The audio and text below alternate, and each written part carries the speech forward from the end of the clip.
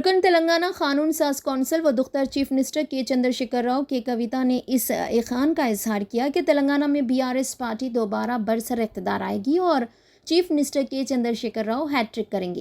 BRS 100 سے زائد نشستوں پر شاندار کامیابی حاصل کرے گی۔ وہ نظام آباد میں پریس کانفرنس سے خطاب کر رہی تھی۔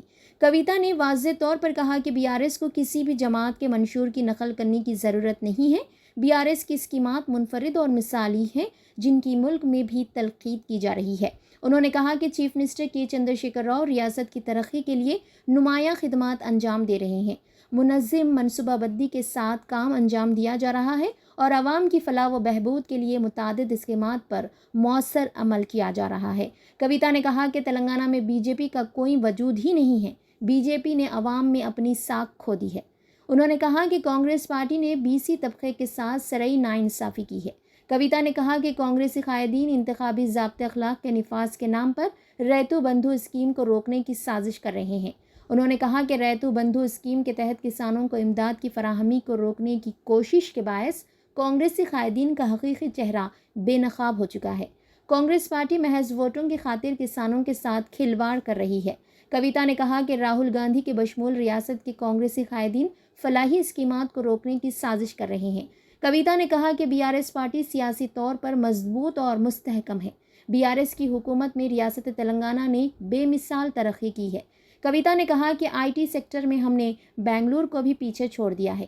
KCR کی قیادت میں ریاست تلنگانہ میں تمام شعبے جات تیزی کے ساتھ ترقی کی سمت رواں دواں ہیں۔ کویتا نے کہا کہ کانگریس پارٹی کو عوام کے مسائل کی یکسوئی سے کوئی دلچسپی نہیں ہے۔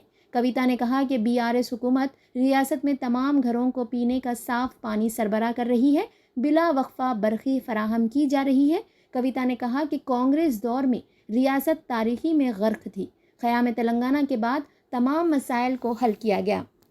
ریاست میں کسان اور عوام خوشحال زندگی بسر کر رہے ہیں۔ انتخابات کے وقت اپوزیشن جماعتیں بلند بانگ جھوٹے وعدے کر رہی ہیں۔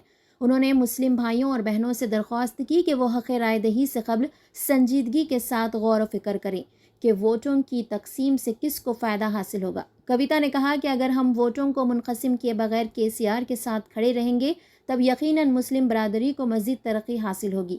کویتا نے کہا کہ ماضی میں جو بھی حکومتیں رہیں فرقہ وارانہ فسادات اور کشیدگی معمول رہی۔ تشکیل تلنگانہ کے بعد امن و امان کی برقراری کو اولین ترجیح دی گئی۔ چیف منسٹر کے چندرشیکھر راؤ کی قیادت میں بہترین نظم و ضبط کے باعث ریاست سے فرقہ وارانہ فسادات اور کرفیو کا خاتمہ عمل میں آیا۔ کویتا نے کہا کہ مسلم نوجوانوں کو روزگار کے مواقع بھی فراہم کیے گئے۔ کویتا نے کہا کہ کانگریس لیڈر محمد علی شبیر کاماریڈی سے بھاگ کر نظام آباد کی طرف آ رہے ہیں۔ محمد علی شبیر دوسروں پر تنقید کرنے سے قبل پہلے اپنا محاسبہ کریں۔ کویتا نے کہا کہ کانگریس پارٹی اقلیتوں کو صرف ووٹ بینک کے طور پر استعمال کرتی آئی ہے۔ انہوں نے اقلیتوں سے اپیل کی کہ وہ ہمیشہ کی طرح چیف منسٹر کے چندرشیکھر راؤ کا ساتھ دیں۔